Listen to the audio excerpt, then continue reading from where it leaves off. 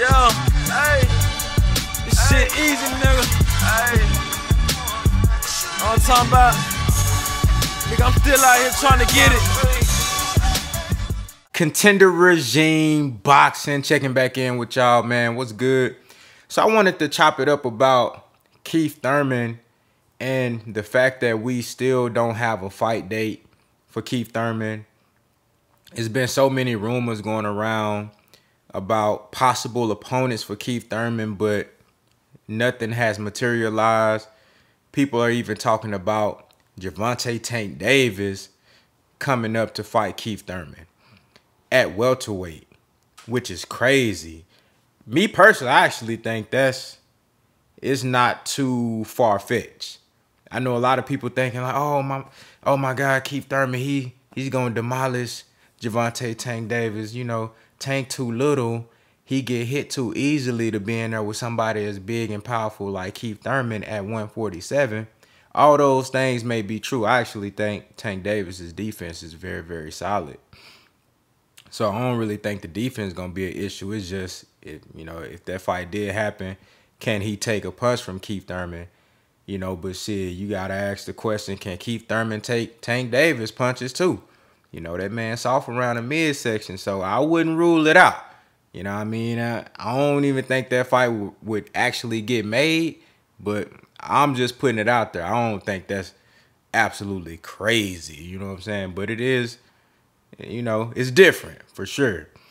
But I'm not even really interested in seeing nothing like that. I want to see Keith Thurman in there with, a credible welterweight, a top guy. Now, coming back for his first fight, I could understand being out for 2 years. You ain't fought since July 2019. I could understand you coming in, taking a soft touch or a tune-up fight, maybe a C+, B- type of fighter. C+ is probably what he's going to look forward to doing on it because, Keith Thurman like those get-back fights. You know what I'm saying? I need a get-back fight. He don't want to just jump right in there and get straight to the top guy. So I get it. You've been out for some time. He says in multiple interviews that I've seen with him on Fight Hype, he said that he's back 100% healthy. He feeling good. I hear he's been sparring. Normally when fighters, even when they don't have a fight lined up, they still spar every now and then just to stay sharp. Sparring is like really the best way to keep your skills sharp, honestly. That's the closest simulation to actually being in the ring under the light. So, so I know he's been sparring and working out and staying in shape, which is great. But, it's disappointing that all this time has passed and we don't have any concrete information or leads on a possible Keith Thurman fight. I was hoping that he was going to have the matchup with Ugas. Ugas is about to fight on Earl Spence's undercard versus Fabian Maidana, a relative of Marcos Maidana. We'll talk about that in a minute.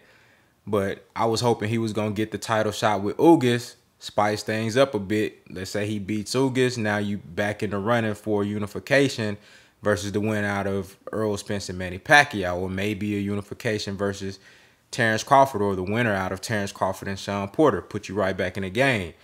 That's not gonna happen, at least not right now. I heard that he was possibly gonna fight Sean Porter in a rematch, but we know Sean Porter has been ordered to fight Terrence Crawford as is mandatory for the WBO belt. So who is Keith Thurman gonna fight, and when will he fight? These are all legitimate questions and they need answers. We've been waiting for a minute to see Keith Thurman in the ring. We only see Keith Thurman on YouTube talking, you know what I'm saying? And he does a great job commentating fights whenever he does show up and commentate fights. They even had him at the first official press conference for Spence Pacquiao. He did a magnificent job doing that. Keith Thurman is a great talker and he's very intelligent and he knows his boxing. He knows the game, and I love to hear him talk boxing. I love to get his insight, but man, we want to see you in the ring. You a fighter, Keith Thurman, and that's what we pay to see from Keith Thurman. We want to see you in the ring fighting. So hopefully he get a fight date soon, and it's a guy is versus a guy that we would actually enjoy seeing Keith Thurman fight. At this point, I don't give a damn who we fight. Just get in the ring, fight some down body.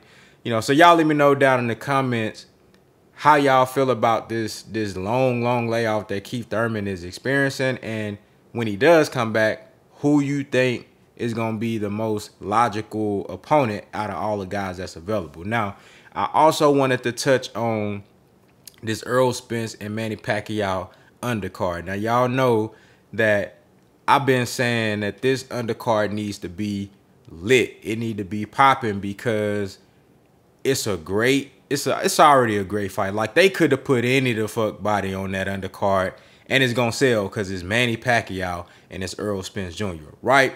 But at the same time, I think, bro, with a fight of this magnitude, man, you already gonna sell out at the venue. You gonna sell a decent number of pay-per-views. I'm thinking my projection for this fight, you know, at very minimum, my projection is about, I'm thinking 600 to 700,000 pay-per-view buys. Now, some people may think that's a little bit too high, but I think at minimum, this fight should do 600 to 700,000 pay-per-view buys. Best case scenario, I could see this shit hitting 1 million. I'm not even bullshitting it. Now, even though both of these guys, they stated they sell, not Manny Pacquiao, that motherfucker is out and about kissing babies and shaking hands and taking pictures, and he need to be in quarantine because I don't want to hear nothing about no damn COVID when this fight come up.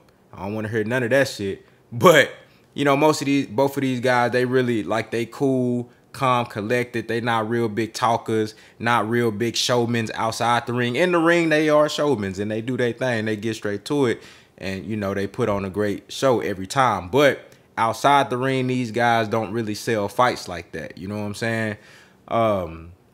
So, you know, that may play into this fight not really having... Because the buzz is there. The buzz is there. I think the promotion is there. The demand, the anticipation for the fight is there. Everything is there. The fight really sells itself. It's good dope. It's selling itself. You know what I'm saying? They really don't have to do nothing. But my point is, of bringing this up, I still think that the undercard could be better. You know what I'm saying? I would have liked for them to put Jerome Boost Ennis on it. A up-and-coming superstar. You know what I'm saying? An up-and-coming guy that has superstar potential, very fan-friendly, very flashy, very skilled, just all-around amazing fighter. That would have been dope. They could have put him in there with Ugas for a title shot. I know that sound crazy, but look, shit like that need to be happening on these undercards, bro. You know, I really don't want to see Ugas versus Fabian Maidana. I don't. No disrespect to Maidana, no disrespect to Ugas. That's not a fight that I was ever even looking for. They got Victor Ortiz versus Robert the Ghost Guerrero. Like, what is this, a fucking retirement match? I thought these dudes was long gone from boxing. I ain't seen Victor Ortiz fight in years. And Robert the Ghost Guerrero, I thought he got beat into retirement by Danny Garcia. Like, I just don't understand why this fight is on this undercard. You know what I'm saying? And then they have the Filipino guy. I think he's like a super bantamweight. He's 22-0, 15 knockouts. He's pretty good. So that's nice. He's fighting against Sehi. I think that's gonna be an entertaining fight.